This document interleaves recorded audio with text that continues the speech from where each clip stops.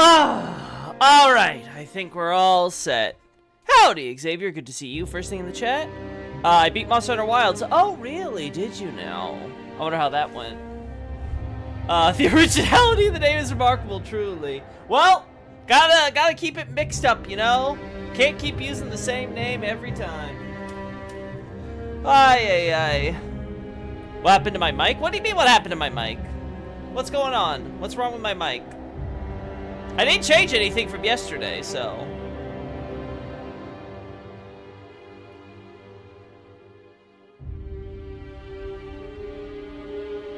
Sounds like a COD Xbox 360 mic. Finally a full playthrough. I don't know what you're talking about, Tyrone. I've done full playthroughs before. I mean, I can't help it beyond what we already got here. You guys were saying it sounded better yesterday, so... I haven't changed anything.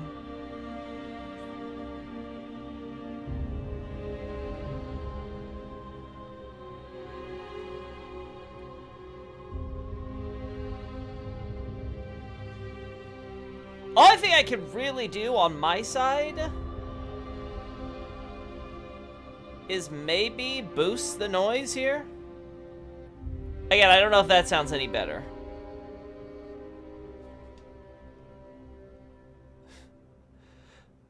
Tyrone, you could go see my playlist. I literally have a lore play. Anyway, does this sound better?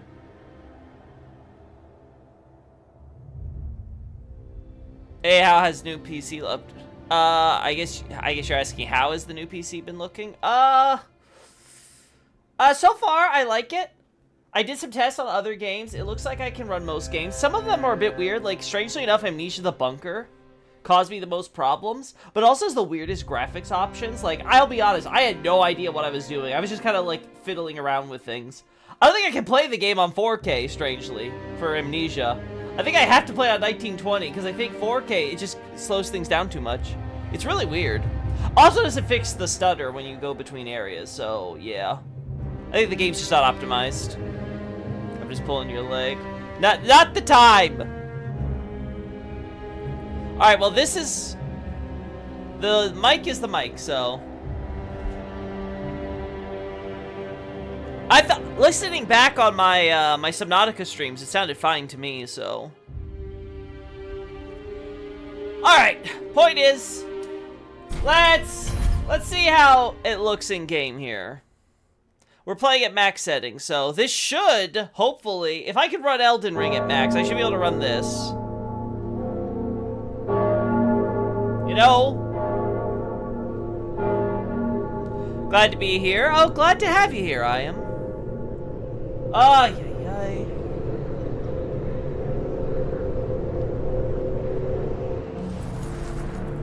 Wow! I'm up! Whew! Long sleep here.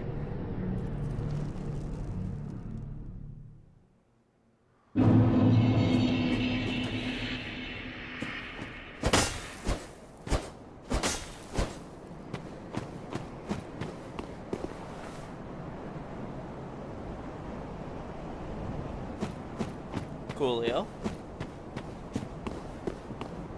I'm already at 3070, most games on max settings, so I think it'll be fine for you. That would be the assumption, right?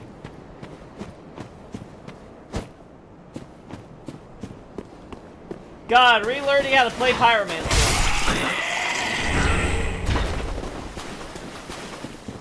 This is gonna be weird.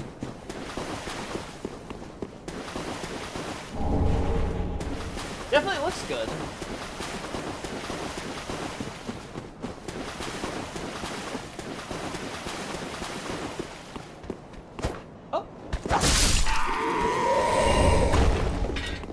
What's this?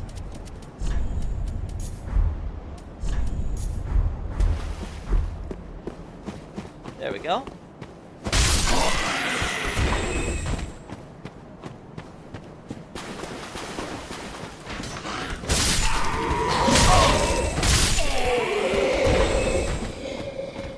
We know who's over there, but let's deal with this guy first. I'm not a pussy man!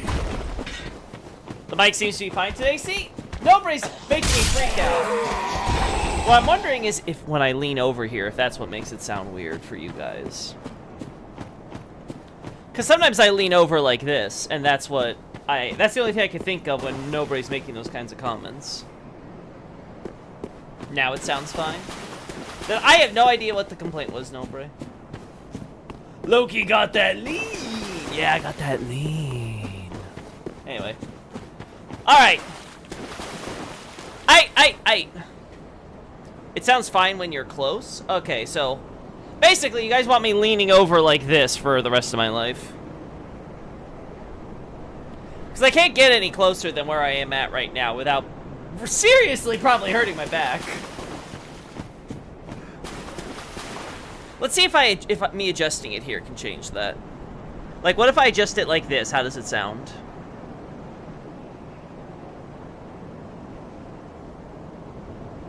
Look at ASMR, let's go. So how does it sound if I talk like this? Eat your mic. There, I numbed the mic. But seriously, if I angle the mic like this, how does it sound? From what I understand, there should be less sound going to it, but I have no idea. Nom nom nom nom nom. Very tasty mic.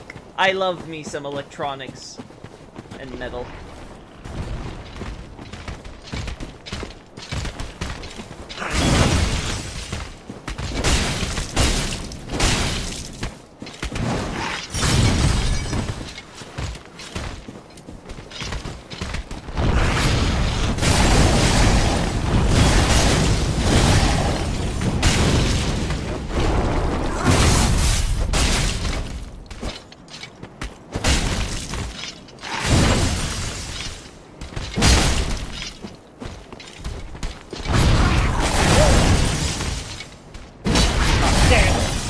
Damn, too early.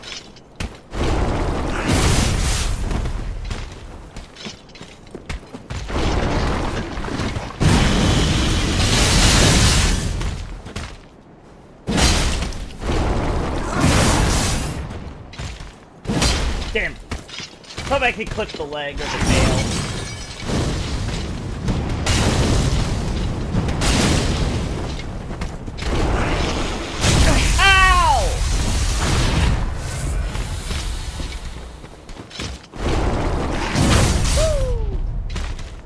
First boss fight, let's go! Ow!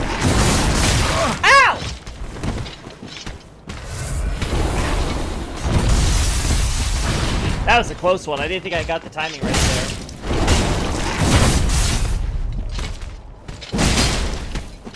God, no stun yet. There we go. Finally! Yay!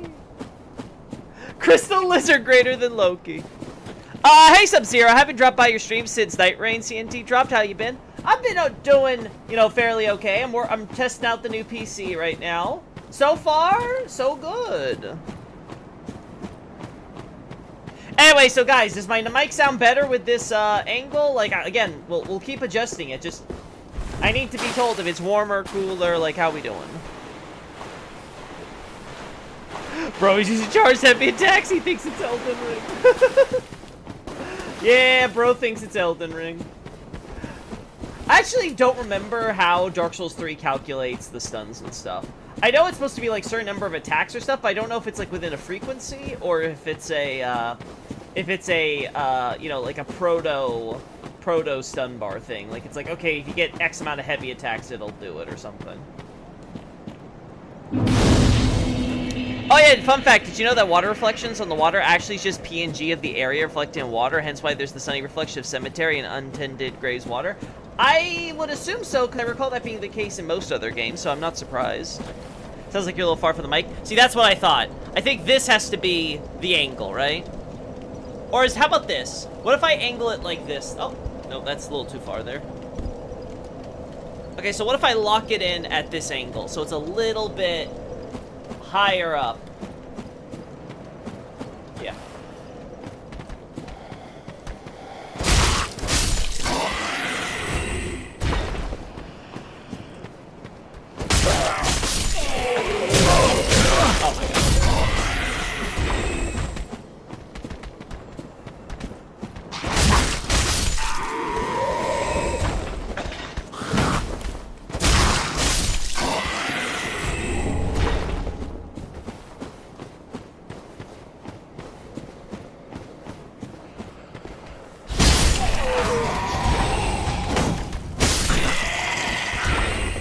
There we go. No death run. That ain't happening. That ain't happening. I'm telling you that right now. I forget. Do you hit Gundyr with the fire bombs after phase 2 or from the start? I think it's after phase 2, right? Like, I'm pretty sure. I'm pretty sure good old Gundahar isn't weak to fire in his first phase. Phase 2? Yeah, phase 2. Okay.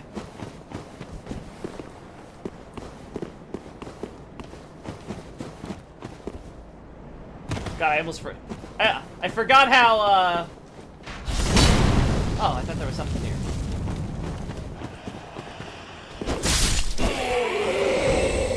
I forgot how jumps work!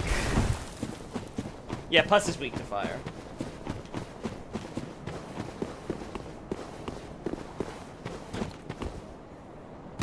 Oh my god.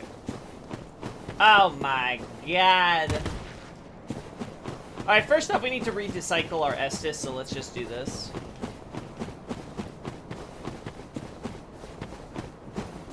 You hold the jump button for a longer jump? Yeah, I completely forgot that's how it works in this game, too. I thought it was just you tap it.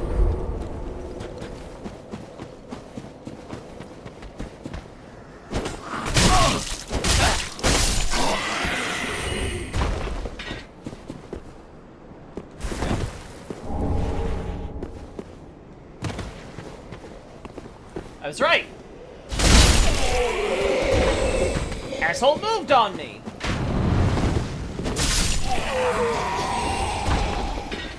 Ah, he's beautiful, chat. Beautiful, beautiful.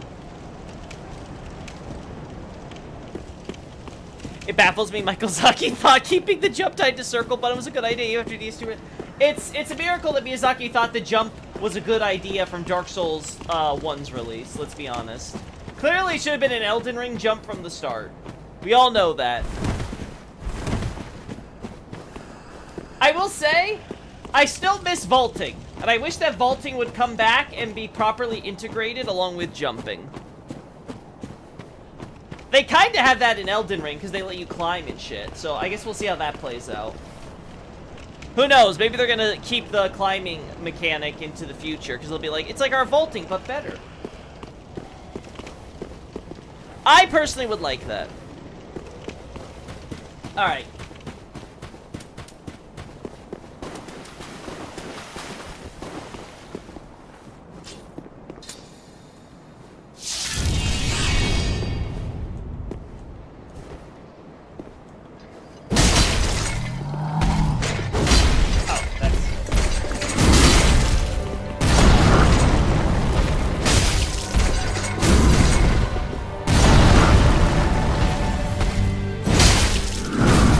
Oh, that's gonna hurt.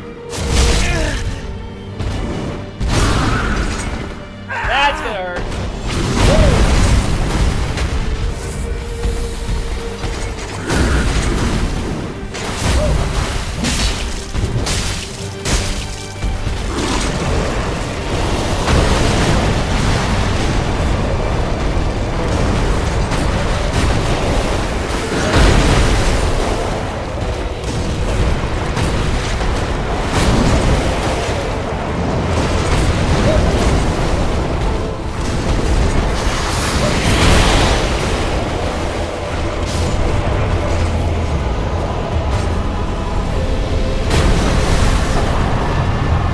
Burial gift secured. Night Rain has vaulting like it's amazing. I didn't think they had the technology to pull it off. Literally vault over anything. I can't play Elden Ring anymore. They had it in Sekiro. Yo, that's a little different with Sekiro. It's a different genre. The real lore here isn't that Gundyr is human. His back just did that. Puss Man went wrong. I don't know. Puss Man seems to have gone terribly right. I think it would argue. Yeah, you had to it was more like, kind of like a pseudo Spider-Man system, where you kind of be like, yeah, I'm gonna lasso my way to different places and stuff, right? So. Very different.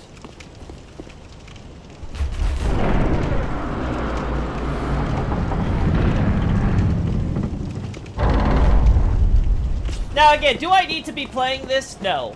I now have a system which can 100% use the latest cheat engine, which I can then use to have a Dark Souls 3 cheat table, just give me all the level ups for all the stats, like we've done in the past.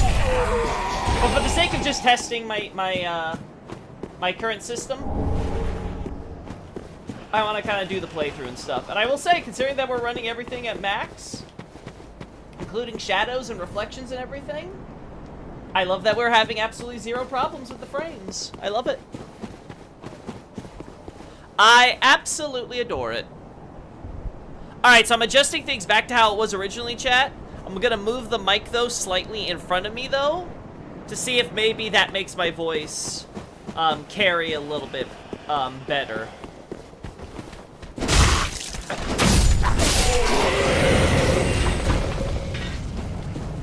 Vaulting on dragons! Actually being able to climb large bosses and be able to do things with those bosses, kind of like Shadow of the Colossus style, that might actually be the next big step. I would actually approve of that.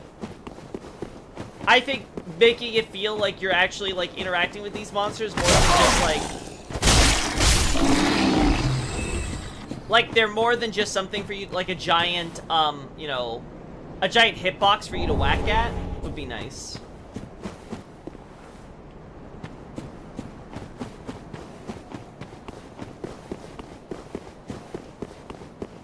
The Gunter and the Puzz are just really good friends. They got each other's backs. Yeah, that's one way to put it, I guess. Alright, let's do it. Oh my.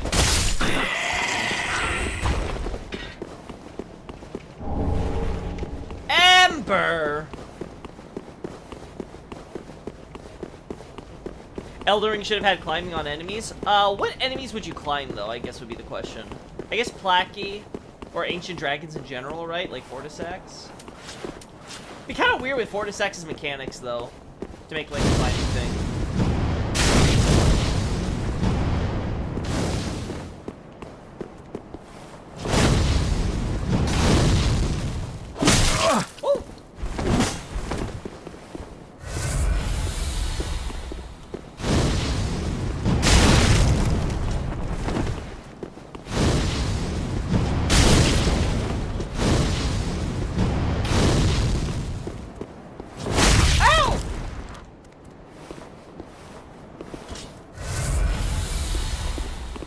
Go on.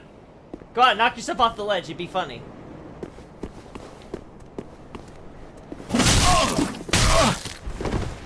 Woo! There. I could have knocked him, probably. I missed a chance.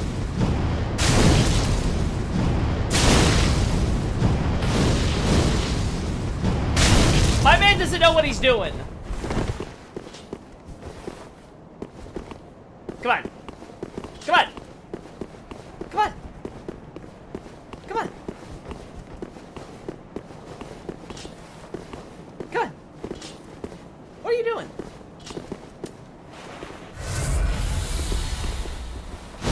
I think I broke him, chat.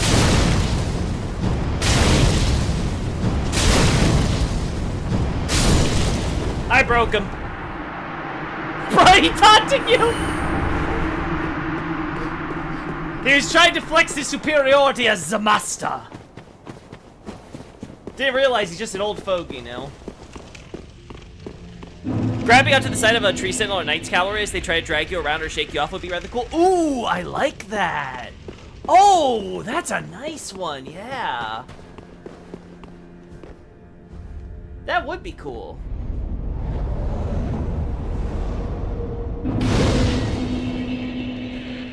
Yay! Welcome I to the Lord of it. Very well, then take.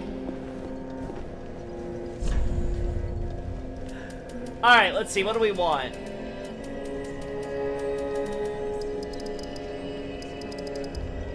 HP is always a good investment.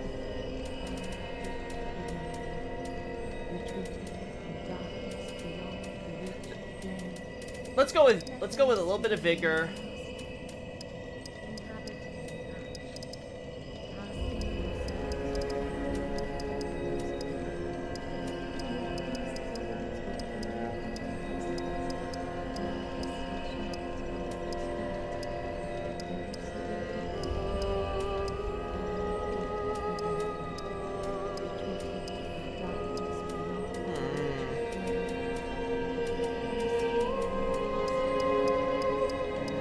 Alright, there we go. We're gonna split it up a little. Farewell, Ashen One. Like I said, we'll just set it to max when we eventually get to there. Oh, luck! Yeah, put it all into luck.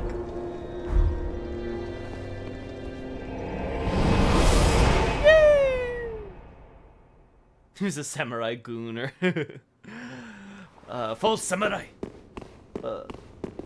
Wonderful.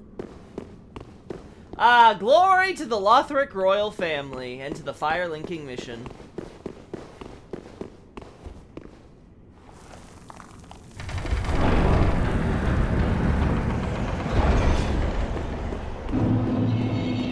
High Wall of Lothric! And look, there's Oseros' tower, there's the Grand Archive, there's Lothric's tower, there's the Dragon Training Grounds, there's the Emma Church. All of it visible from the moment that you walk out and survey the land. There's little barracks. There's Grey Rat's prison tower. Yay!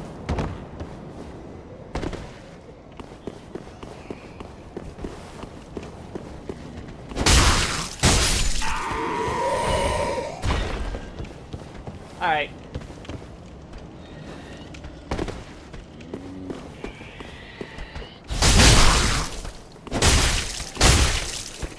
Oh no, I ran out of stamina.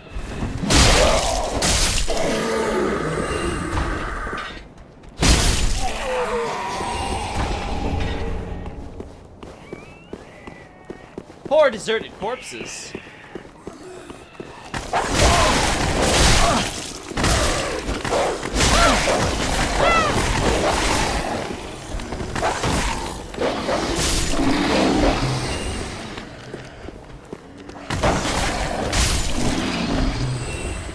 That's not what I wanted.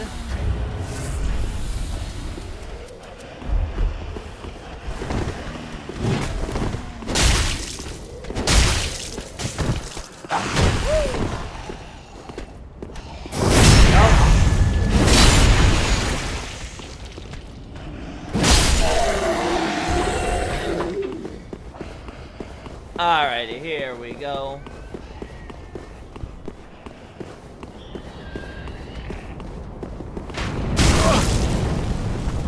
Alright, where do we go from here? No, I know what you're doing.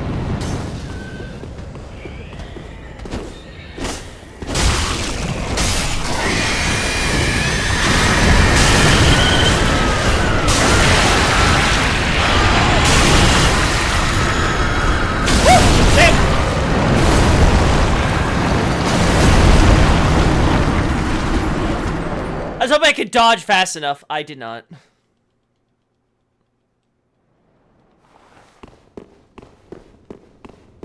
Despite how linear Dark Souls 3 actually is, it does a way better job of visually showing all the level design compared to prior entries. Like in Bloodborne, I can't really see anything due to the skyline. Yeah, I could see that.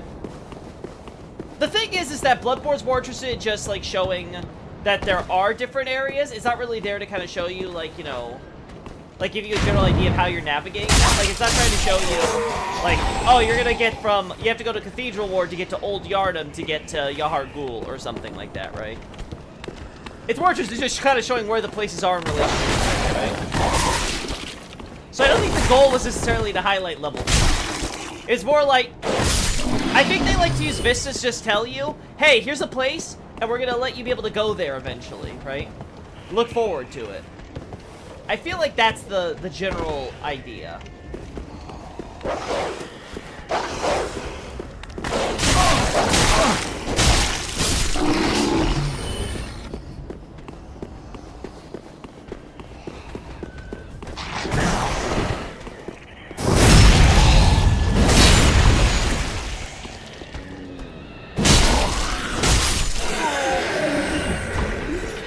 All right, there we go.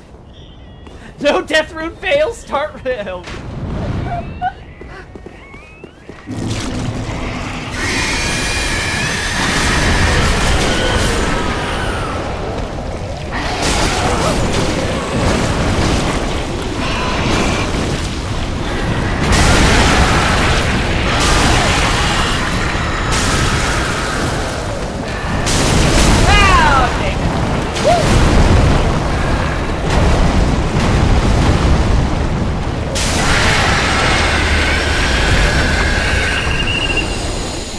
should have put all of my stats into intelligence and faith, so I would have done enough damage to kill that thing. Clearly. Where is it? Come on, show it to me. Well, there's the bridge, but that's not what I want. Where is it? Show me the good stuff. I want to see it. Let me see it. Ah, there it is. There's my beautiful Dark Souls 3 jank.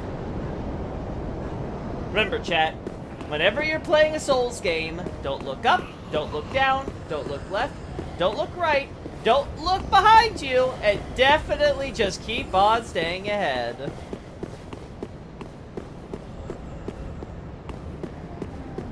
Yep, nothing else here. We're good.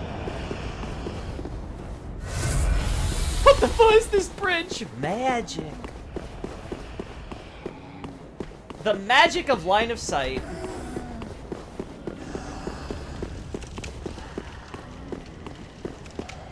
Yeah, you think Sekiro and Elden Ring lean into it more? I can definitely see it with Elden Ring, because Elden Ring is like literally just one giant ring, so like you have a very clear idea of like, okay, if I go that direction, I'm gonna get there, right? Because it's open world, especially.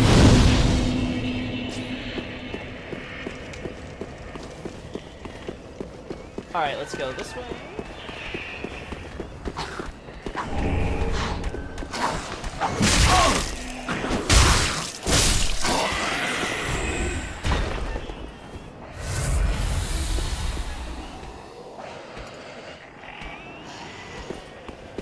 Yep.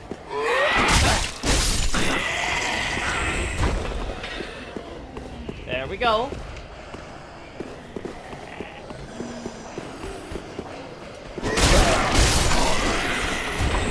There we go. I didn't even see the other guy there. I was trying to get you, asshole. Oh.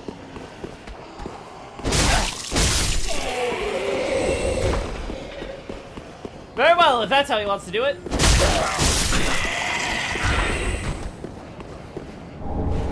Binoculars.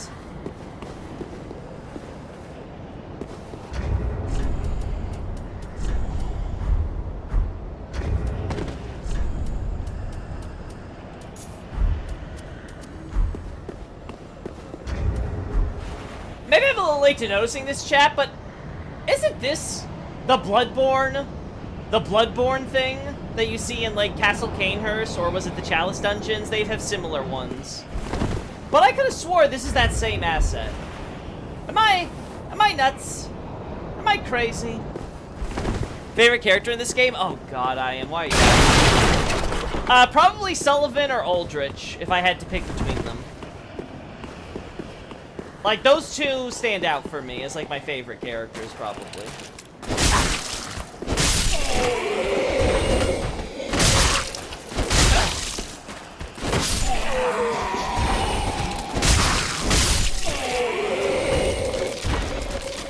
Not even gonna bother with the small fry.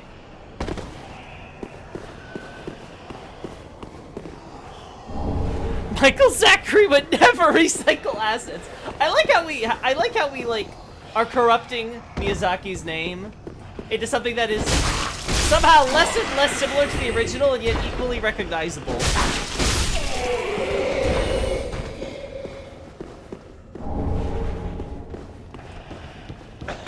Ow. God, give me that random. Hey, buddy. Hey, buddy.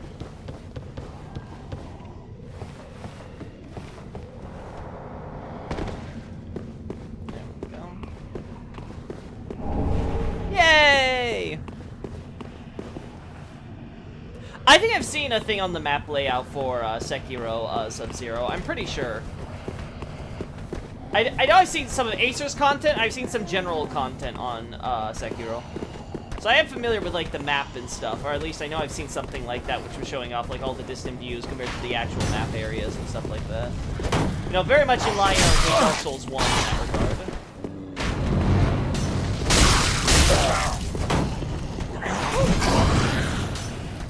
God damn.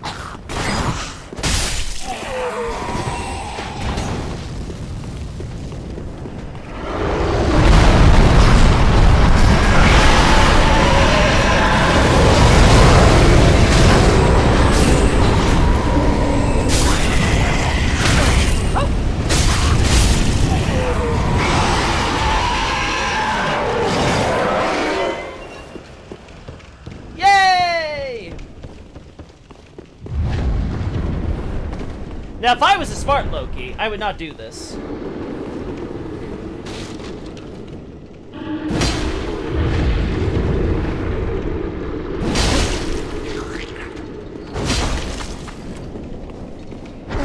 But who said I was a smart Loki? Woo! Woo!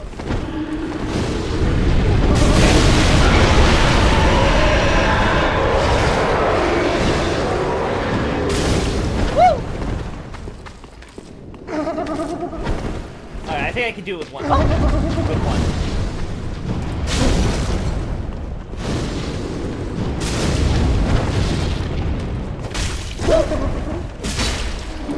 There we go. Woo! Give me my Estes!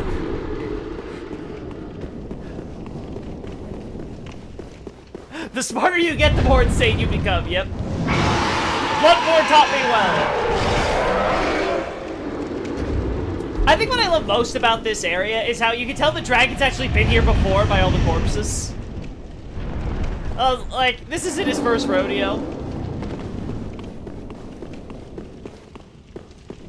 Yeah, despite not serving much gameplay purpose, it seems they can't let go of their tasty interconnected level design. Well, I think it's only natural, right? The point of, like, original, like, you know, like, Metroidvania-type games was that you would have a bunch of interconnected levels that would loop back, or at the very least have some, you know, cohesion between them, where, like, one level connected to another, right? They weren't just disconnected hubs most of the time.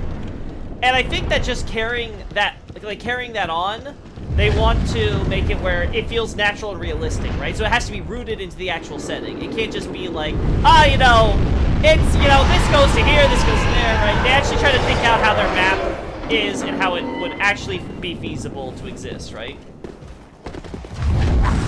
There.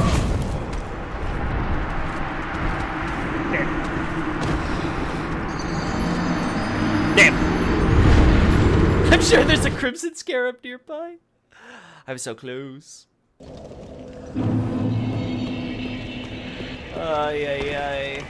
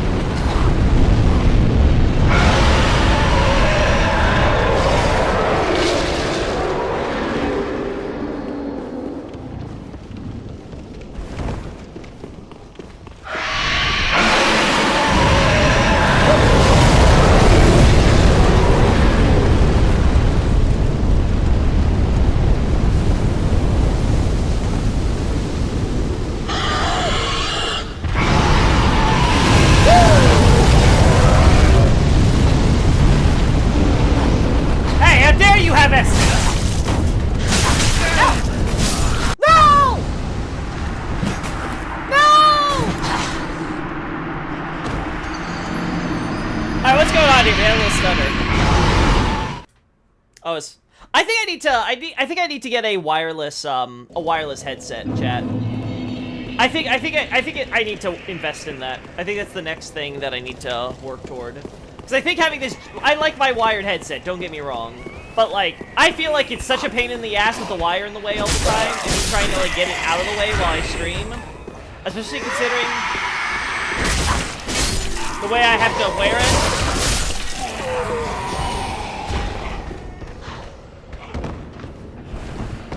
I'm just thinking it might be better if I, you know, put it out to pasture.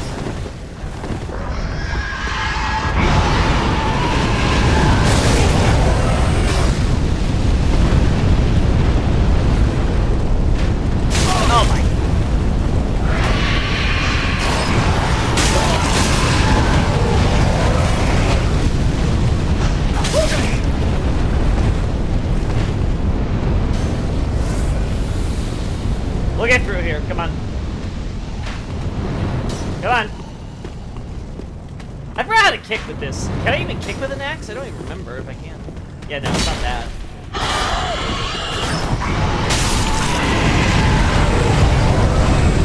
You are the luckiest mother flippin' archer, bowman, whatever you are in the world.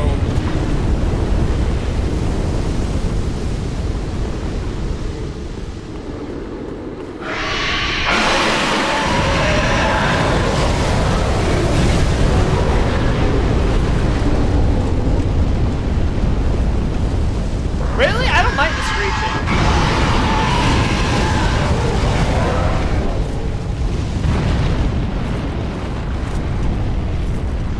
Nope.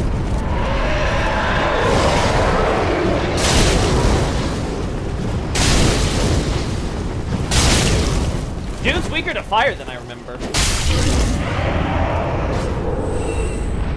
Wow, Knight's crossbow on my first Lothric Knight? That's an incredible chance. Wow. I should have healed. I should have healed. Whee!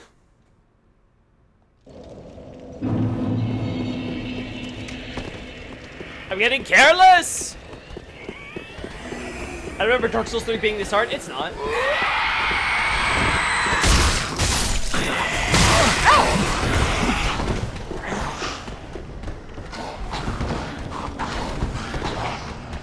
I'm just being a goober.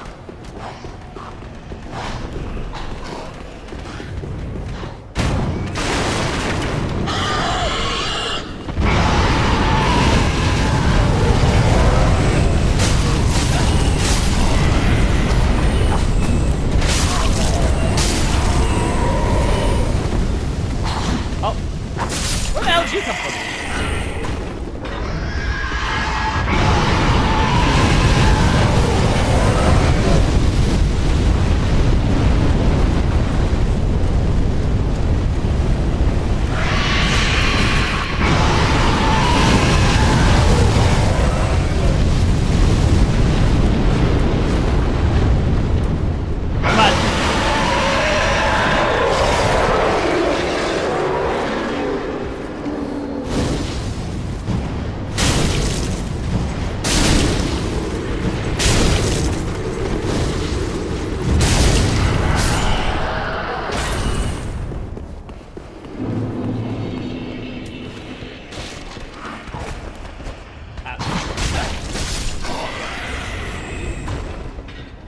Boop-a-doo, boop-a-doo, fire bombs. Try to use the axe you got from the Mimic. Oh, that's right, I completely forgot we did pick that up, didn't we? I still have the requirements, so... It doesn't affect me otherwise, so that's nice.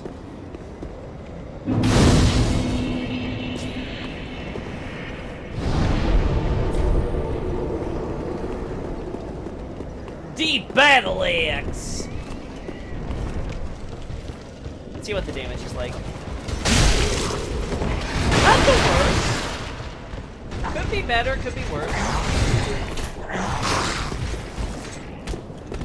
Oh.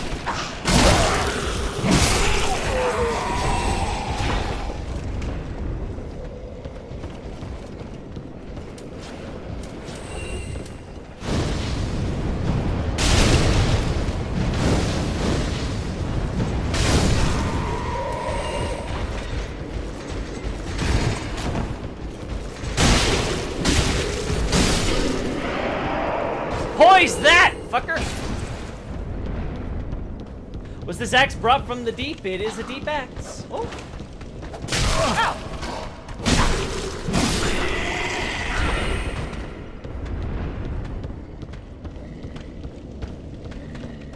If I recall correctly, I think down here is...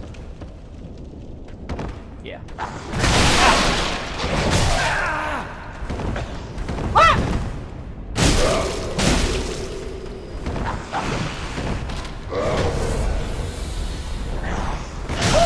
I did that too early. I gotta get used to the slower swings on this axe, though. That one's... The swings being slower definitely throws me off a little.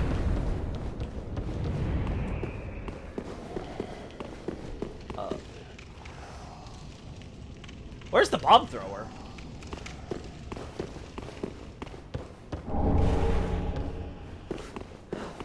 I know there's a guy who's supposed to be throwing bombs here. Where the hell is he?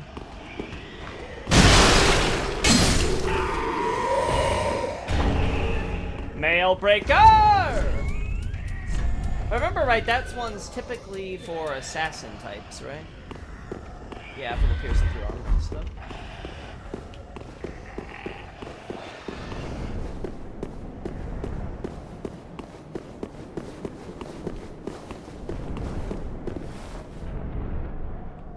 I can't free you. I'm surprised they don't let you talk to him from outside the cell, though. So the Lothric Civil War, was Prince Lothric on Team Blue or Team Red?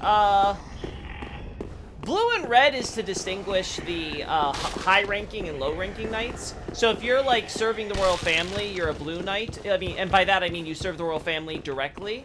Like you're actively serving under them, then you wear blue. Otherwise, you wear red, and that's how they denote the status. So, for example, when Asura sends his knights to serve, to help out at the Cathedral of the Deep, although they're his royal guards, they wear red because they're not actively serving him, compared to those who stay with him at the capital, and they continue wearing blue while they act as his bodyguards.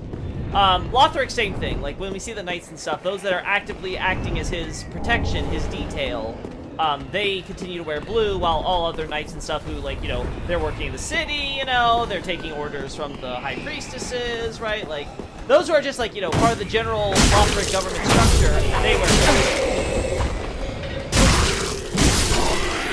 He's the team not going to link the flame, yep. He's like, I don't care. I don't care how much fire you stuff in me. I'm not going to become a Lord of Cinder. Dies. Gets called Lord of Cinder anyway.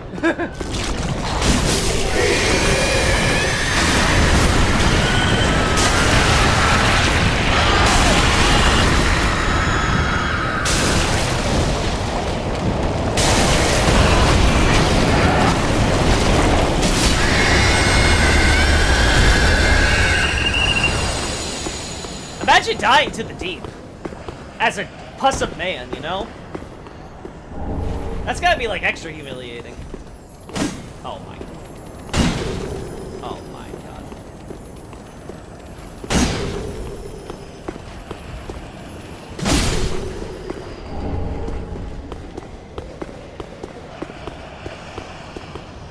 Yeah, nothing there. Oh, so that's how it works. So was the Civil War just winged knights versus everyone else? Yes, basically.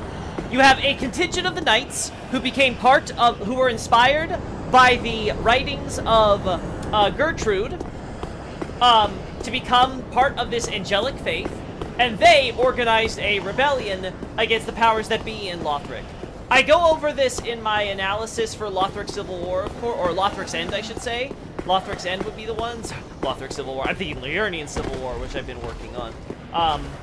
But no, so Lothric's End is where I go over the entire breakdown of what goes on there. But in terms of the specifics on just like how the government structure was set up in Lothric, I recommend Lothric Pillars. In fact, someone had actually complimented my my analysis there just yesterday. I was always happy to hear that, you know? I'm very proud of that one. It's really cool. It's really cool seeing the depth of the world building in Dark Souls.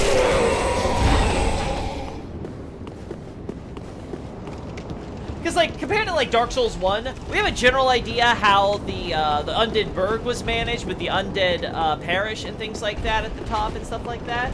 But it's still, like, very much on kind of, like, the vague side on, like, how exactly things were delegated, how exactly things were organized, like, what was the military, how did the Burg regular soldiers get organized, and how were they, like, commanded or doing so versus, like it's kind of just kind of left on the idea of, like, oh, yeah, you have, like, kind of the church, like, the sort of, like, the central authority, and then, you know, everything else from there. And then you have, they focus more on the societal aspects, where you have, like, the parish at the top, then you have the regular burg city, then you have the lower burg, where we're getting into kind of the slums, and then we get into the depths, which is, like, the sewers, where you put all, like, you know, the really nasty criminals and stuff, and then you have Blighttown for those people who are diseased, who nobody wants to deal with, right? They're more interested in that aspect, while Dark Souls 3 focuses more on the actual government. Which makes sense, because obviously, in the case of Dark Souls 3, the Lothric government's like paramount to understanding the entire history of the game. Like everything in Lothric ultimately stems from its government structure.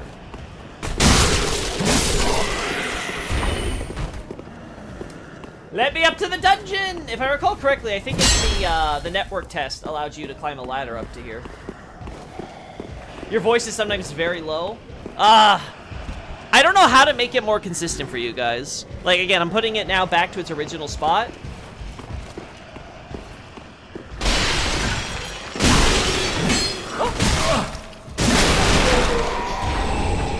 Because I turned off filters, and this was the, just to give you guys an idea, the alternative was this. So then this is me when I add the mic filters on, and I don't know how my voice sounds then in comparison.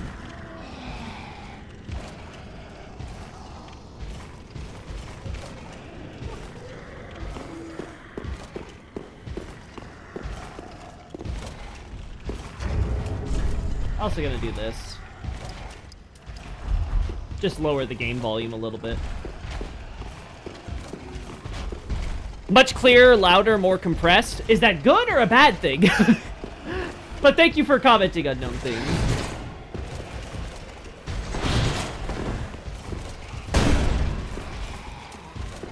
Because you guys had a really wild reaction when I was doing it with Subnautica, so... Oh god, that damage I'm taking. That damage I'm taking, I did not realize. Holy crap.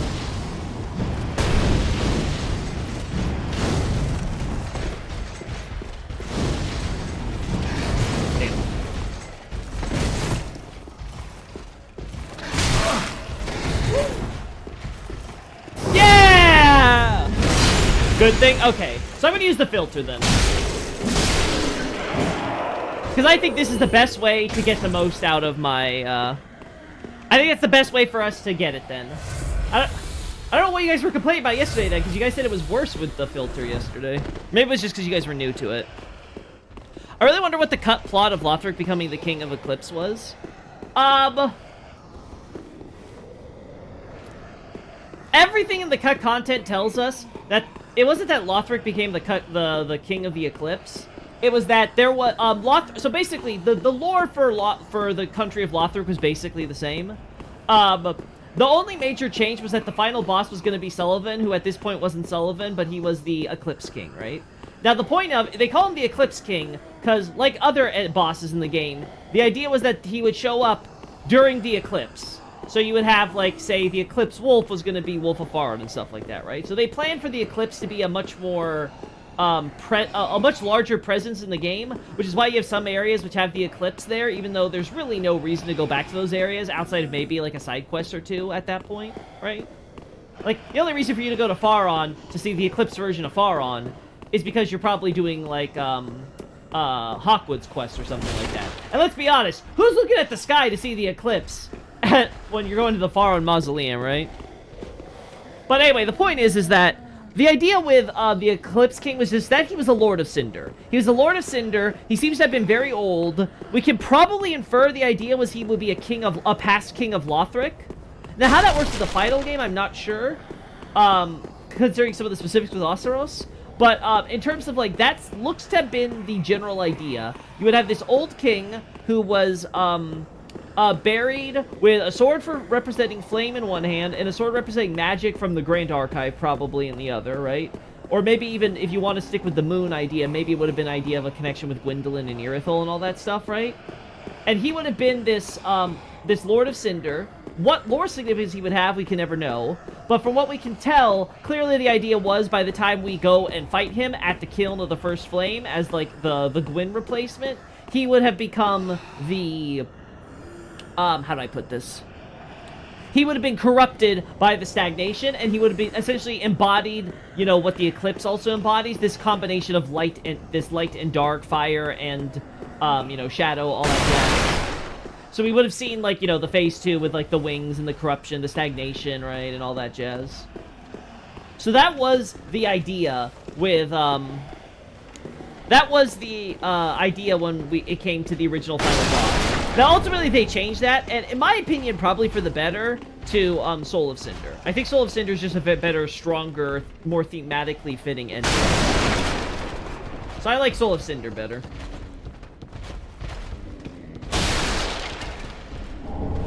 Raid boss up!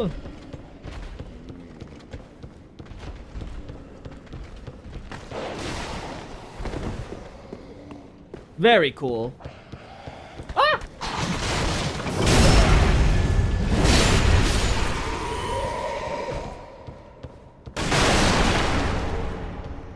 Alrighty. Soul Cinder was a late development idea, I think, right? I'm not sure if it was a late development idea in and of itself, because we do have an NPC with the Soul of Cinder armor and stuff, but unfortunately we don't know enough about what the ideas they were throwing around for the lore at that point, to know for sure if what we see with the Soul of Cinder is, like, anything similar to the character as we know in the final. It's possible, but it's impossible to actually know for sure. Unfortunately, there's only so much that we can derive from character models and enemy placements and, you know, environmental design and stuff like that, right? Like, don't get me wrong, there's a lot you can reverse engineer, but, like, it's limited. You obviously want to have, ideally, a text. And for obvious reasons, Dark Souls 3 wasn't really, Dark Souls 3 wasn't using a lot of, detailed, text stuff for a lot of their files.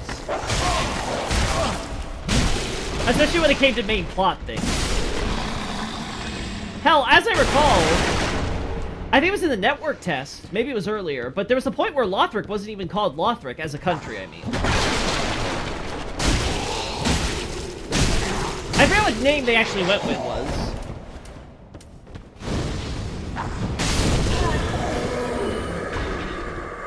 But there was definitely a point in development when...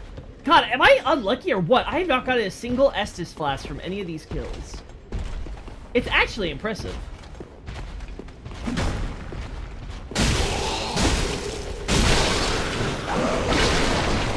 God, there's so many of you big boys.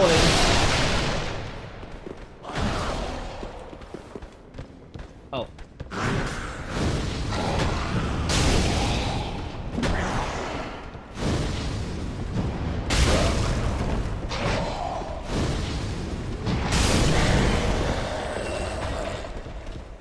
When did it break? Oh, no, wait. I think that was always... Actually, yeah, this was always the case. It's the... Ah! What are you doing? He lost me. He somehow lost me.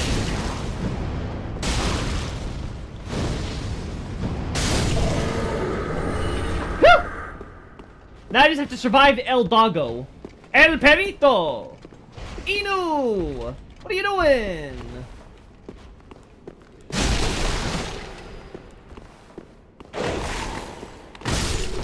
Alright, down Fido.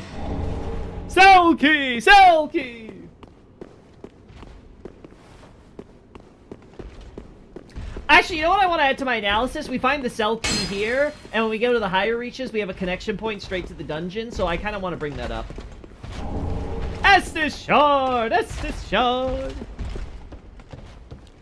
Would have been nice to lean more into the history of Lothric. Like, do they have a culture of raising Lords of Cinder like Lothric, or is that just an Oseros thing? It was just an Oseros thing.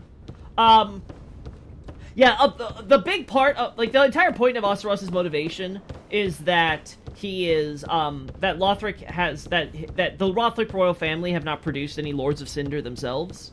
They have acted as facilitators for the undead mission, but they have failed to actually contribute to it on a personal level, and this is a great deal of shame for someone as, pious, and you could argue zealous as Oseros.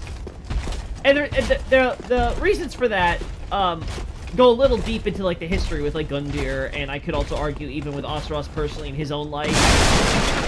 I've talked about that previously, we talked about the Shrine Handmaid and things like that. But it definitely seems like, as far as, Lothric is concerned in the final game, we don't have any Lords of Cinder that are being produced by, the royal family. And that's why, Oseros is really trying to pimp out his son here. And being like, Hey, look, see? See, look, we're contributing.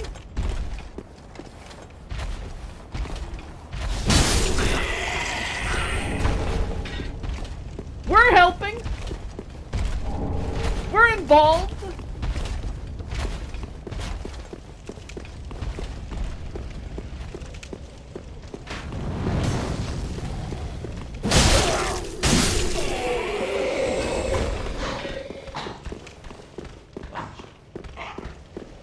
Come on, just gotta run.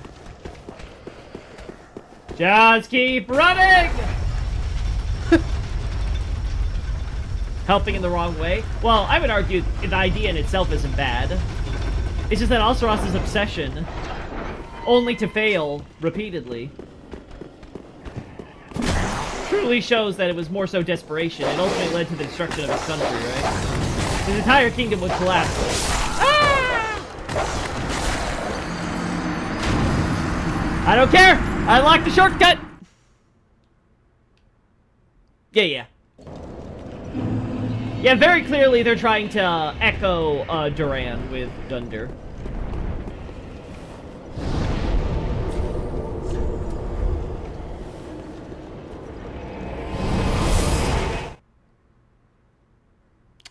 Whew. Okay! Go this way.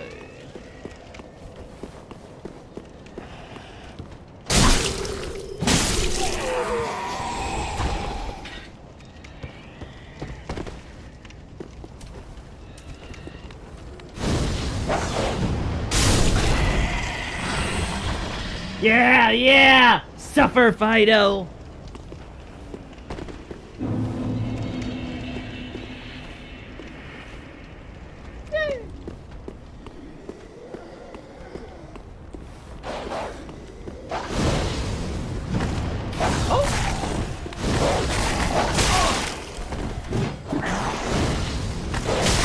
Yeah, it's not gonna work.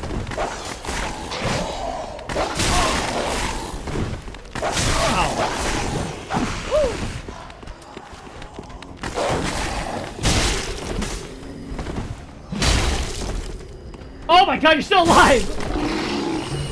Woo! 1 HP!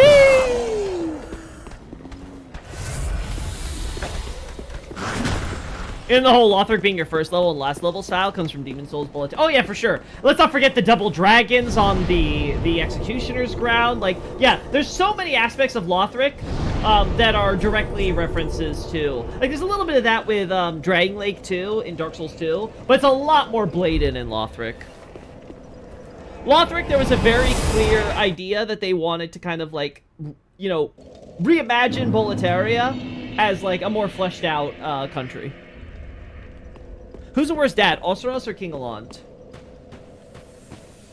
Oh man, that's a toughie. So the only reason I'm gonna say King Allant is because it's really hard to beat I'm going to destroy the world.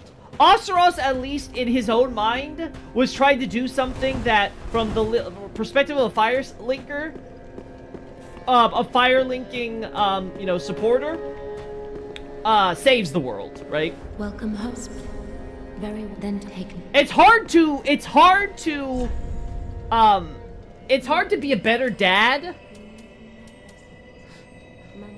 You know, when you're like, your goal is to destroy all of creation, including your own children. King Allant killed his son, I think. Yeah, that or suicide. Either way, his action, like, it's clear that Allant didn't care what happened to Ariona one way or the other. It's very clear from there. All he wanted in the end was to see everything come to an end. And so, whether or not, you know, that meant that his beloved son would die in the process, it didn't matter. Wait, never mind. Oseros also did Ocelot dirty. That is true. Alright, let's... Farewell, Ashen One. May... Alright, let's continue. I don't know if I can even upgrade this, because do I need deep gems, or...?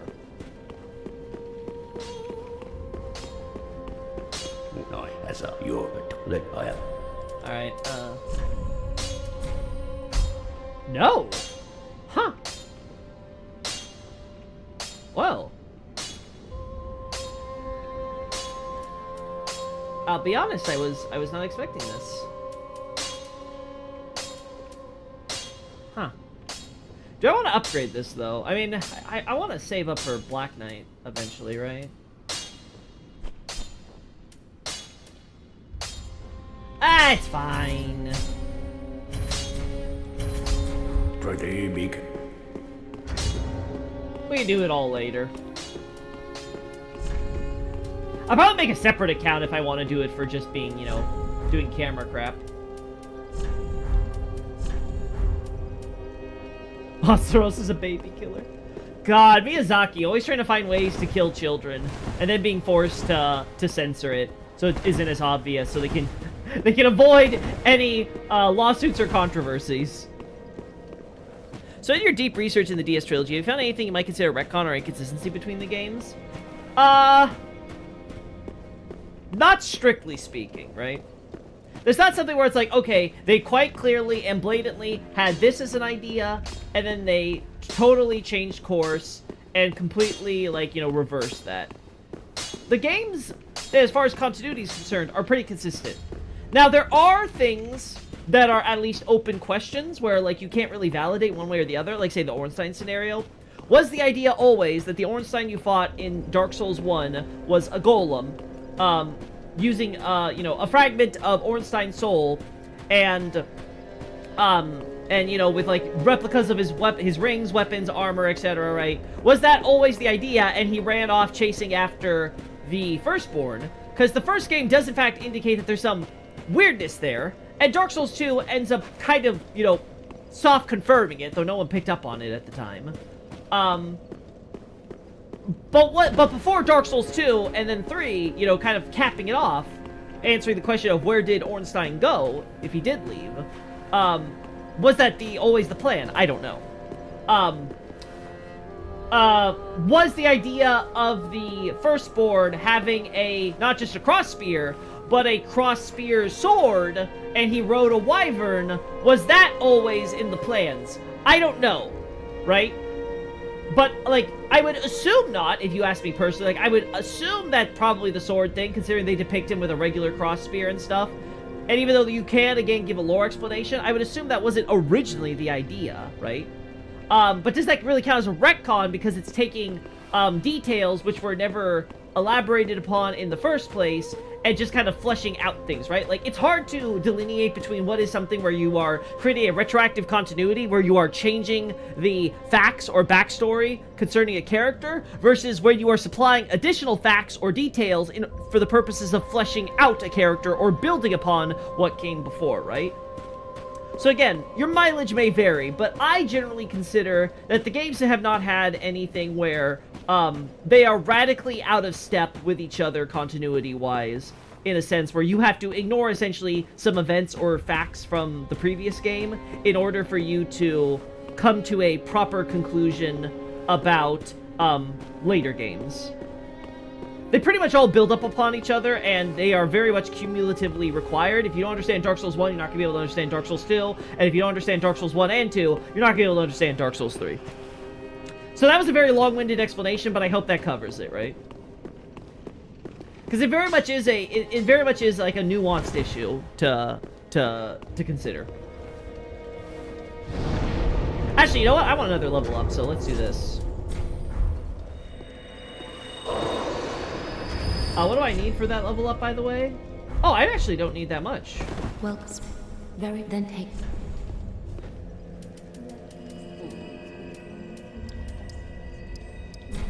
There we go. Farewell, Ashen One. Ooh, can I get another level up out of this?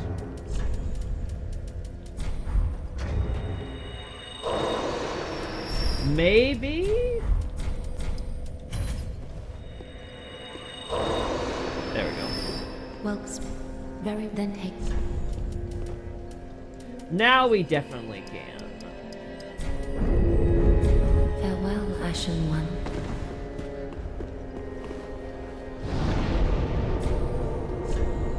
I don't like DS2 Majestic Greatsword implying Artorias is left-handed, and then Dark Souls 3, the game with the Artorias fan club, doesn't reference it at all. Well, it was originally it was implied back in Dark Souls 1, but yes. Dark Souls 3, Dark Souls 3 was gonna do that with the old Wolf of Faron boss, by having it mimic Sif with the left-handed sword, you know, grappling, you know, with its mouth and stuff.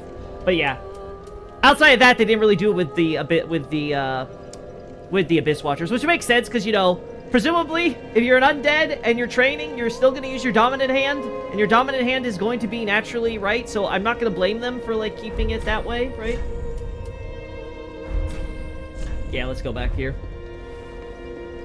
I'd say my only real complaint, I think, with Faron and stuff is I would have liked a little bit more environmental detail in the ruins of the Sage his academy. Like, again, it's fine for the purposes of analysis what we got, but like compared to like Lothric and all the little tiny like minuscule details you get there, and the most detailed part about the Sage's Academy is actually ironically the little corner that what's his face from Vinheim uses, Orbeck. Right, like that's the area where it's like, oh wow, look at all the little kind of neat constructions and stuff. It's like, really? That's the best we got?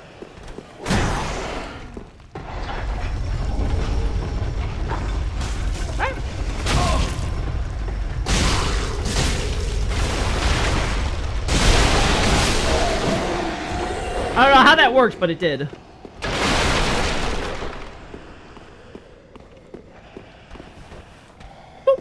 we go. Well, part of DS1 reference Artorias was left-handed. Like I said earlier, it's Sif's fighting style. Sif fights like a left-handed person would, swinging left to right with their standard swings. Which is, again, to just use Dark Souls 1 as the pure example. Is it consistent with every other boss outside of when the boss is using some charge attack? Like, 1 second. Right. Like saying Quelaag. Quelaag wields her sword in her right hand, and she will do a left to right swing after using her right to left swing as a charge up thing. So she'll like draw the sword up over her shoulder, across her chest, and she'll be like, and then she will do the big swing there, right? So outside of that case, though, because that's how you swing, right? And the part with Sif inheriting Artorias' sword, essentially, like his sword play and stuff, it's very clear. It's like, oh, it's even funnier because if you watch the cutscene carefully, they even go out of their way to show it. Because, like, they do the zoom in on Sif where Sif grabs the sword, and then they show Sif because he's holding the sword on the right side, and he immediately flips it over into his left side. I was like, oh my god, that's like something where, like, they really want you to pay attention to the detail there. And then, of course, you get the DLC and stuff where they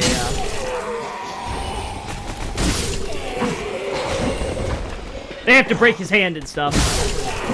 Because he held his shield in one hand and the sword in the other, and he gave his shield to Sif because his arm was broken and stuff, and he couldn't be able to protect him otherwise. It's like, okay, well, I'll keep the sword, and you know, get the shield with the magical barrier.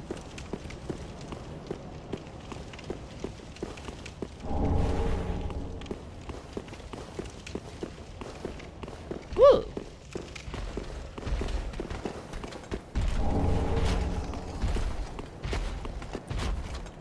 Oh, come on! How did I miss? That was totally safe. Well, we may as well. Alright, time for Angelic Faith bullshit.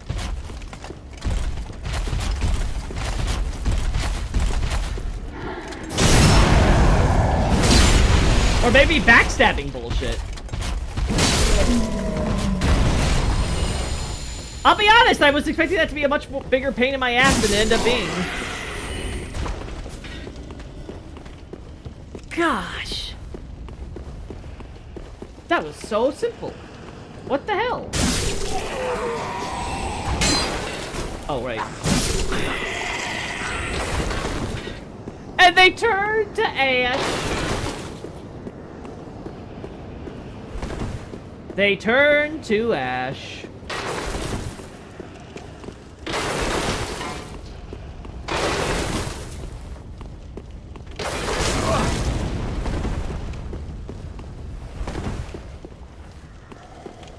Wow. Alright, so enough of us kind of like screwing around these areas. I think it's about time that I finish off Vort, you know?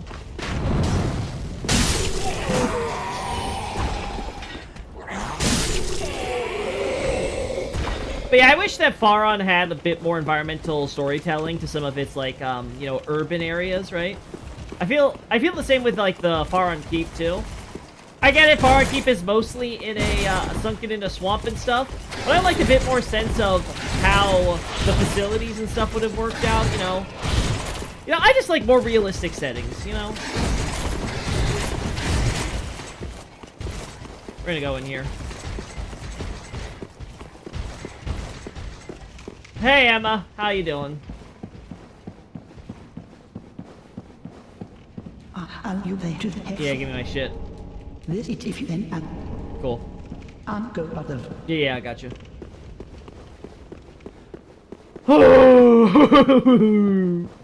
What am I gonna do? I gotta go over here, and then there. And somehow avoid all these guys. Woe is me. God, they are so weak to fire.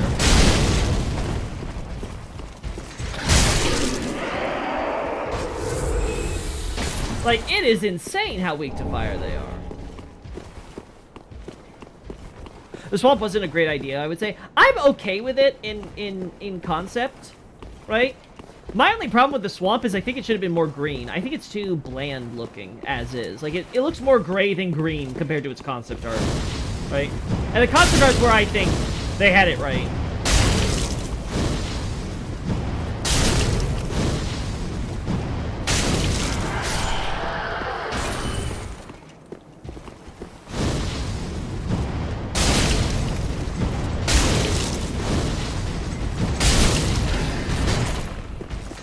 Oh, yeah.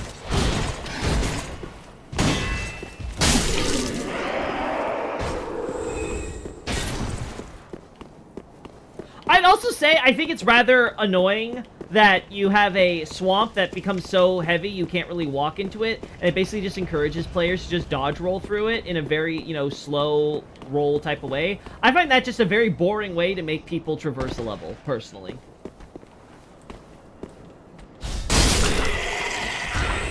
Like, at the very least, do it like Demon Souls, where you have to just simply walk through it, but then you have islands and things that will help, help alleviate your issue.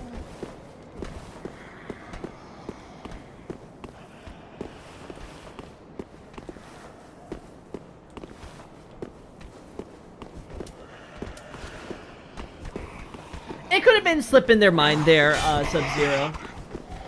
Okay, because you have to remember,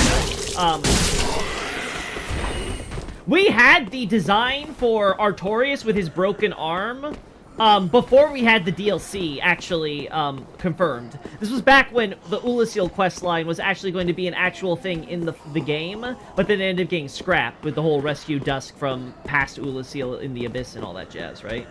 And Artorias was one of those cut designs that ironically got included as the unused designs in the design works, right?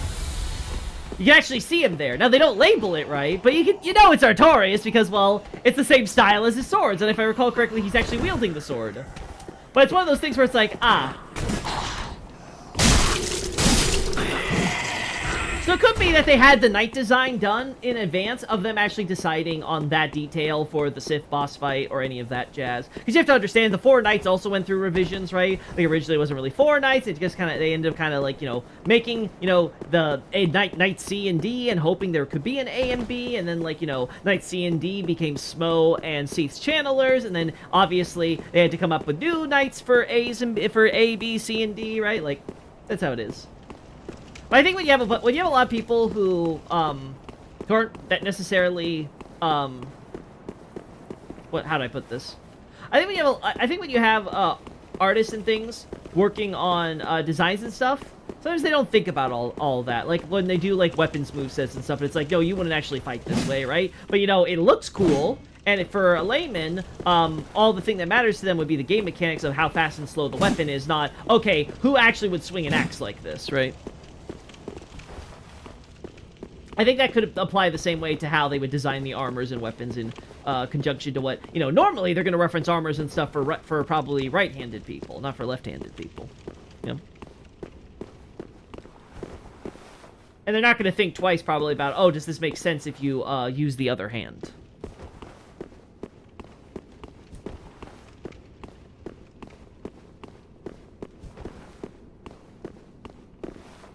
Really? Really?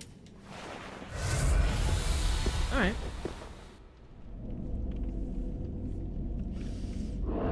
Look at my clipping hand! A roar?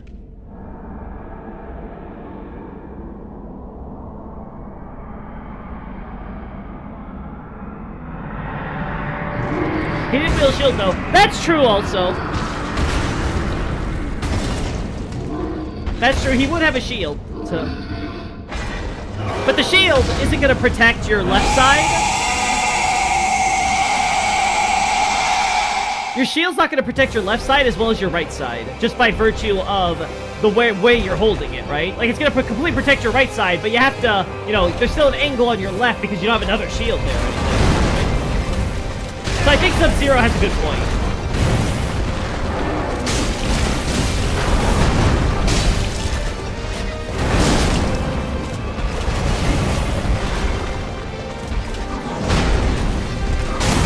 Oh my.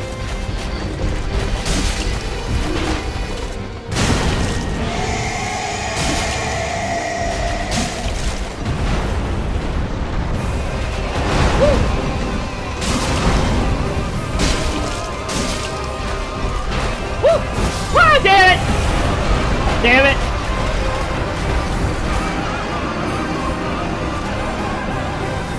I dodge rolled too early.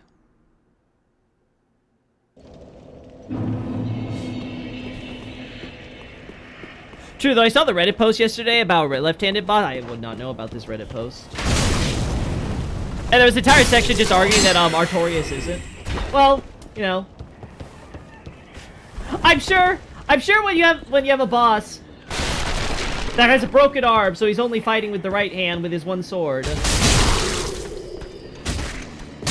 I'm sure that's gonna be how it looks, right? I mean, they're not there to show Artorias, they're not there to show Artorias as, like, you know, a subpar fighter, because he's not using his dominant hand. He's supposed to be, you know, the hero. Now, why do we care if Artorias is left-handed? It's not like that lore is important. Well, because it's a lore detail that's worth discussing, right? It's worth discussing in light of some of the evidence for it, including Dark Souls 2 outright implying it directly. He is no hero, but shh. Let Miyazaki have his vision of his fallen, corrupted heroes. Great men who are no longer who they once were.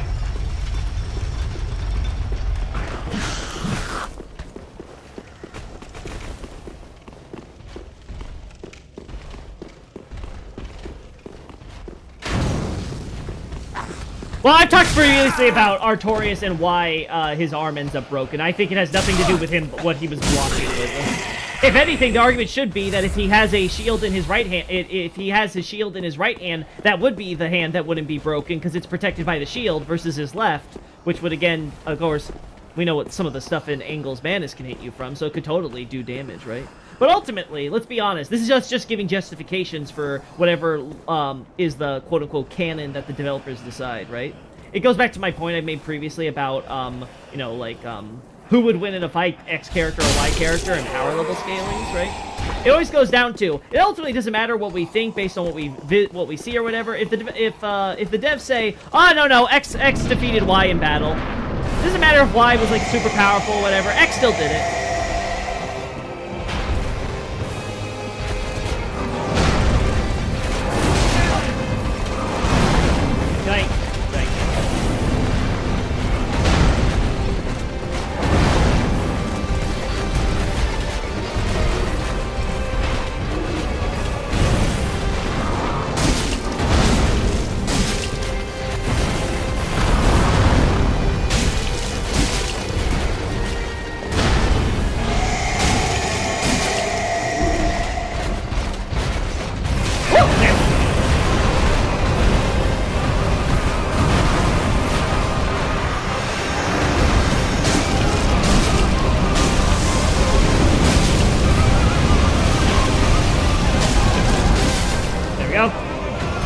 Mort is dead!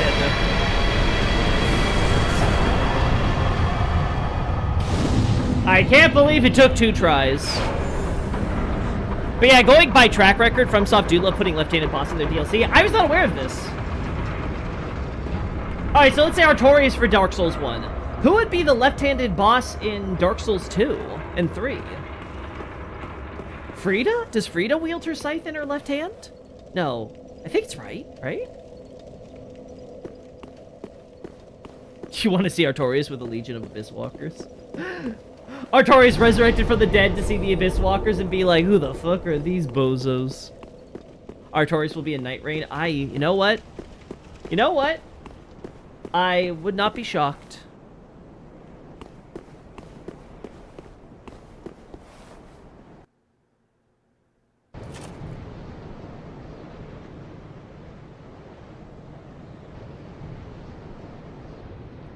Yay! So I will say, I think the game looks great.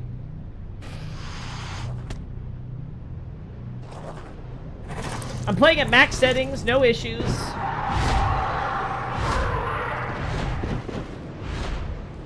Yay!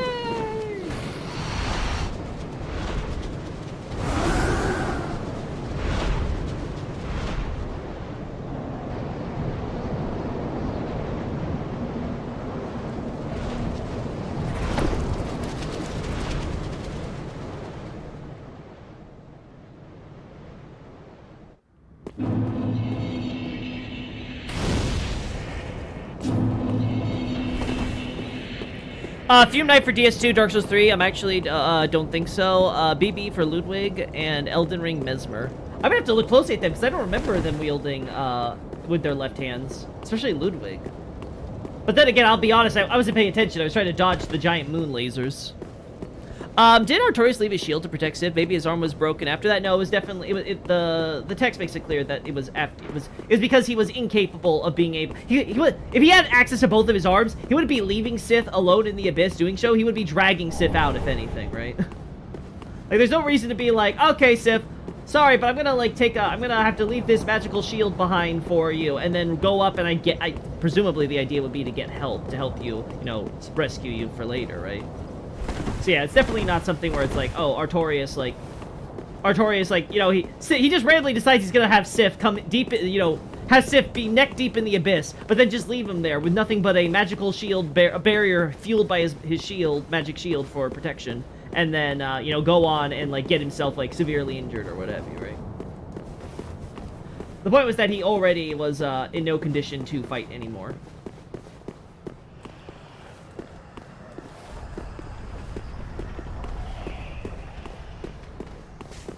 Yeah, I would have to see, 'cause I don't remember if because, Raimi starts out with, shut it! Shut it! Gosh! I swear.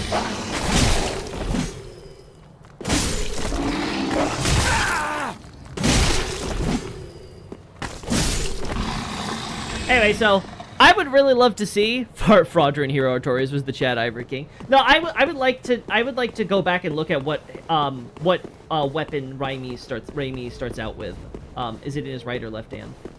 'Cause I've never thought about other characters having left hand. I've just noticed that with Artorias and Sif specifically.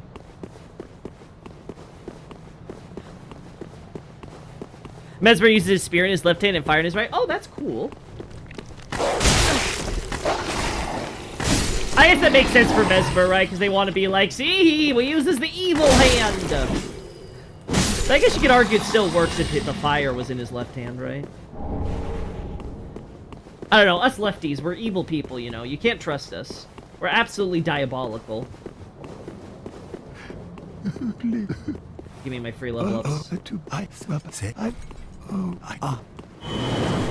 didn't even get to stand up.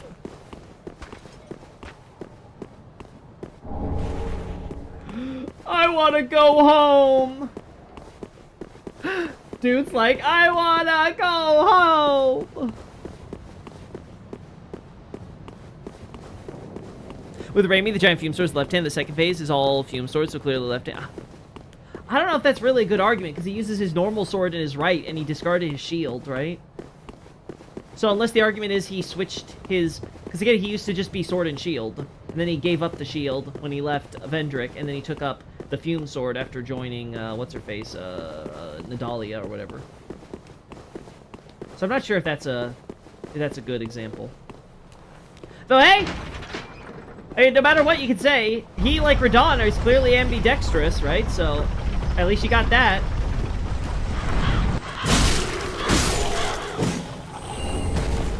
You should argue the same for Artorias as well. Use his tiny sword in his right hand? Well, that's the point. His lore is that that was his sword. He didn't move on to... The point of him using the Fume Sword as a big, strong, heavyweight thing was because he wanted to beef himself up. He wanted to stop being this masterfully skilled, dexterous fighter who would use the long, thin, agile blade with a shield, and instead be a guy who would use big, heavy sword. He had the strength instead, because he lost the health stat and strength. Yeah. Would be an interesting theme if DLC bosses are all left-handed. Oh, okay, yeah. Yeah, that's why I want to look into that, because I think it's a good idea. And even if it's not true in every game, like, if it's true in, like, maybe Mesmer is a veiled reference to that. It's possible. Now, it could be coincidence, but it's something to keep in mind in the future for FromSoft DLCs if they make a habit of it. Because let's be honest, not every Souls game makes the exact same references to past Souls games as other Souls games. As complicated as that statement is, right? So... Oh. I can see an argument for, I can see an argument that the DLC... Is that an item? Or... No. I was like, I don't remember there being an item there. Okay, so you can make an argument that they, it's something they occasionally will call back to. Ah! Well, the theme being don't be left-handed or you're gonna fail in life. Ouch! That hurts.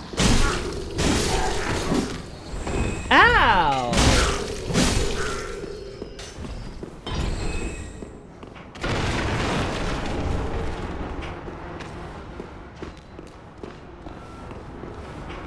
Oh, that's a nasty smell. Man, aren't we happy these guys don't do toxic with their blow darts? Man, you guys remember toxic blow darts? I'm so glad I don't.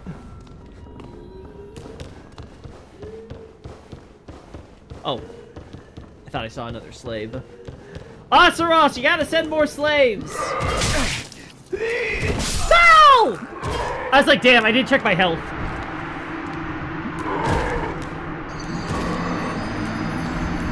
I get way too cocky, thinking I have like 99 health when I have like 15.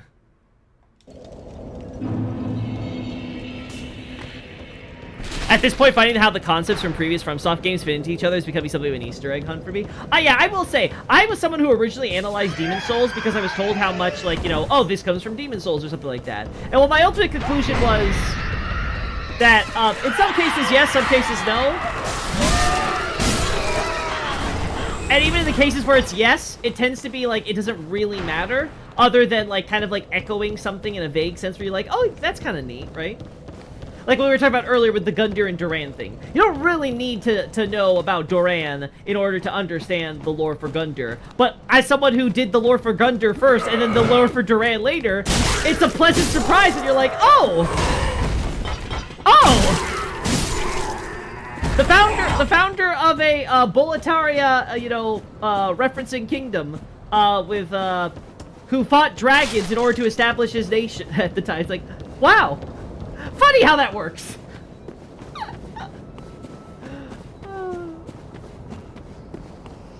I wasn't expecting that going into this, but it's kind of funny how we've arrived here.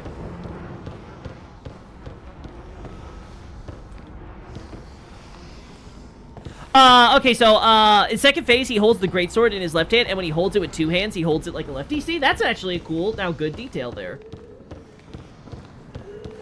Now, again, I think the fact that he starts out with holding his regular sword in his right, though, still makes me kind of hesitate there, but hey, that's a really good thought process with the, like, yeah, the sword he holds in his left hand, he's actually fighting it as if he should as a lefty. That's neat.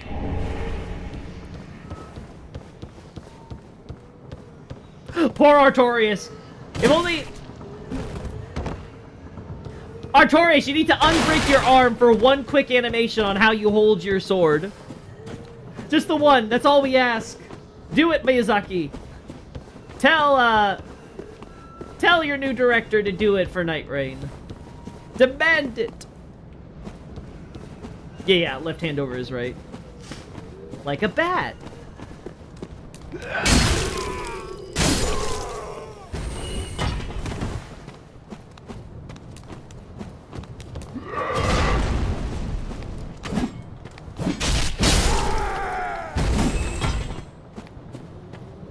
There we go.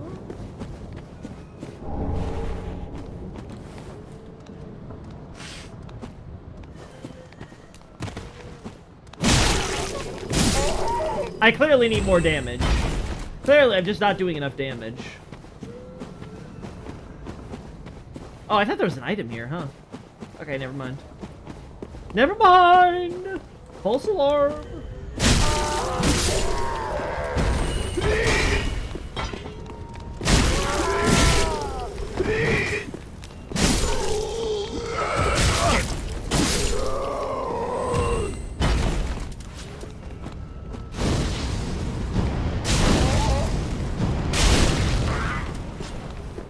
Don't make me do it!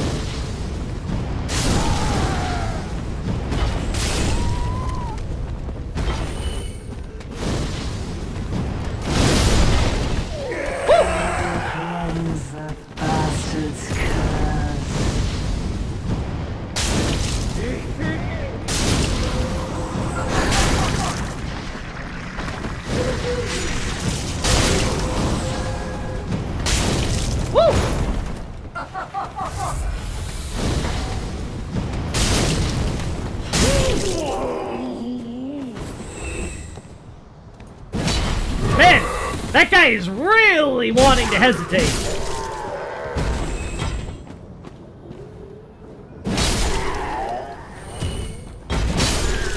Okay, just uncharged heavy attack works.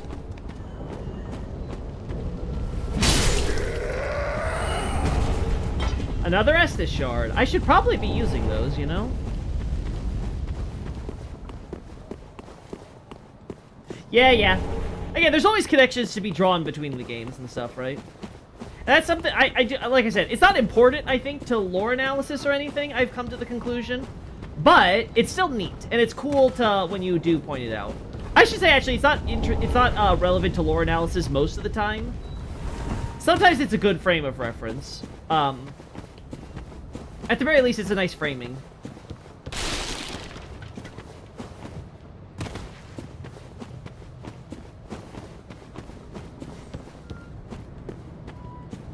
Mohg's blood ritual mimics the channeler's dance, and when in his second phase, he'll spin his trident in his hand after thrusting to mimic their spinning weapons. Very true.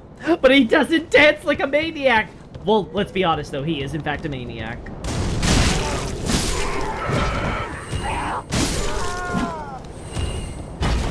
Miyazaki being like, I can't have him dance like an idiot! This is Martin's sacred work! I can't possibly do something so silly!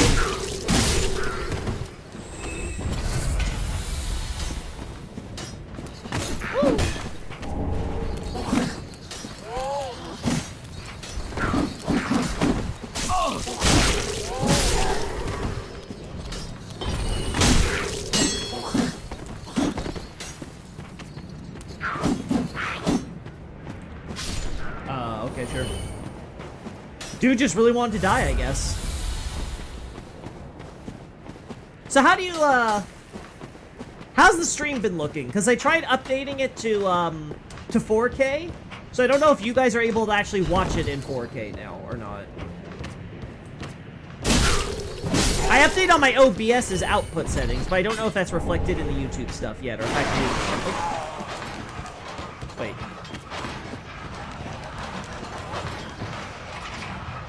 Okay, yeah. I was like, I'm pretty sure you're the friendly one.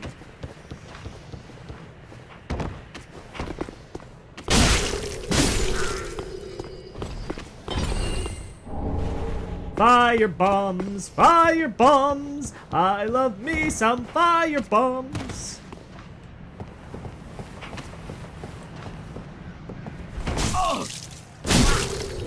God, I love exploring in Dark Souls 3. It's not the same as Dark Souls 1, no contest, but it's still so enjoyable.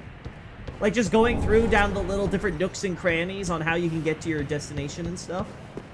I think it's definitely a great job trying to hybridize, you know, the Dark Souls 1 and Dark Souls 2 methods. Morgott got some new Blood Flame attacks.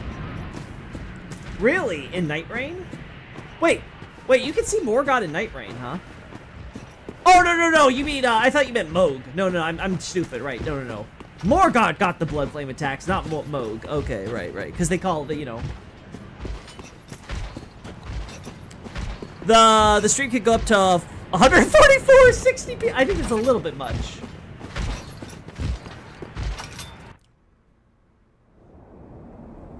I think that's a little bit much.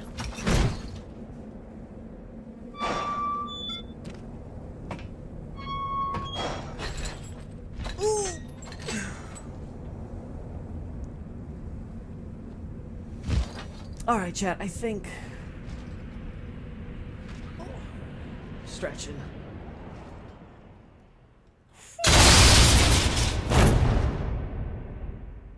Also, something I forgot to point out about Morgott in Night Rain is that normally his sword is his second phase, has Wraithfire, and has blood effects on his sword when doing Blood Flame, but in... Oh god, he hit the character limit! I forget how many sound effects are in these cutscenes.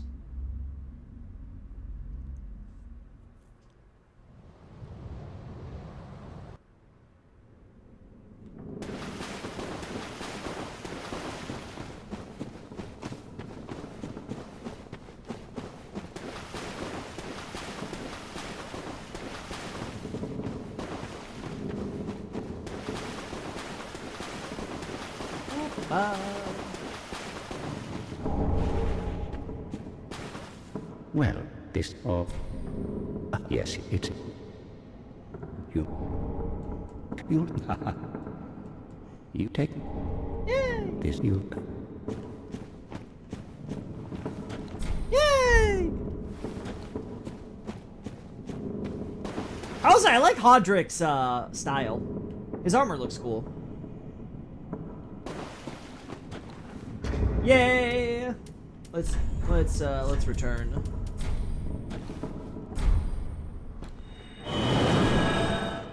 Did I hit Shrine or? Hodrick is awesome. Yeah, I think I really like his design. And of course, I'm pretty sure he's voiced by Andre's actor, so you can't go wrong there.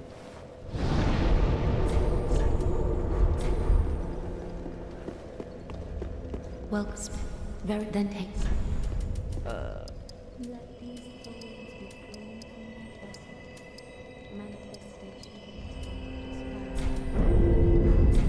Almost got all that. Ashen One. Almost got that to 15.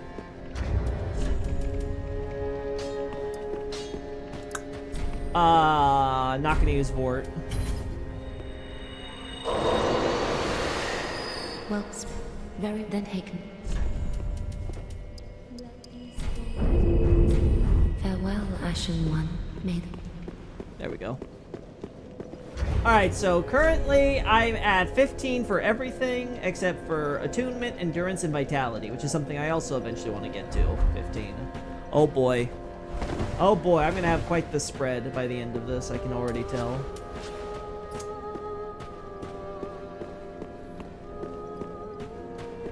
Alright. Chat, I think this is enough testing. I think we've shown that I 100% am able to stream this game at pretty decent quality. At least on my end. I'm going to keep looking into the settings on the streaming side to make sure that you guys are able to watch it at the best possible quality too. Because I know for sure my setup can now support that. I now have the processing and RAM speed to do that. Now, what are we going to do in the future? I don't know. Maybe tomorrow's going to be an HSR stream because I want to get into the new update content already. But we'll see. Maybe I'll actually, you know, I think I'll do HSR maybe in game later today. No, it's already late. We'll see. Maybe I'll do like a surprise early morning stream depending on how I sleep.